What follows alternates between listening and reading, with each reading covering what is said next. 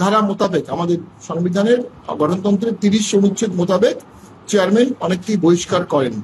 সেই বহিষ্কারের বিরুদ্ধে আমরা দেখেছি একটি দেওয়ানি মোকদ্দমা করা হয় এবং সেই দেওয়ানি মোকদ্দমার সাথে একটি অন্তর্বর্তীকালীন নিষেধাজ্ঞারও আবেদন দেওয়া হয়েছিল।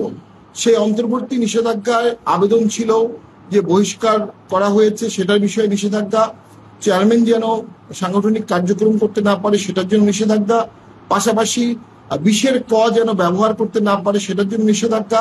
এ ধরনের প্রায় 6টি বা 7টি আবেদন ছিল। এরপরে দীর্ঘ শুনানির পরে মহামান্য বিজ্ঞ আদালত একটি ছোট অর্ডার দেন। তিনি তার ইনজাংশন আদেশে যেটি বলেন যে আবেদনটি পরিবর্তিত আকারে মঞ্জুর করা হলো, এবং পরে উনি কি পরিবর্তন করলেন সেটি বললেন। পরিবর্তনটা হলো এই, শুধুমাত্র জাতীয় পার্টির চেয়ারম্যান এবং দপ্তর সম্পাদকের বিরুদ্ধে সাংগঠনিক কার্যক্রম নিষিদ্ধ নিষেধাজ্ঞা দেওয়া হয়েছে সাময়িক, অস্থায়ী, পরবর্তী তারিখ পর্যন্ত।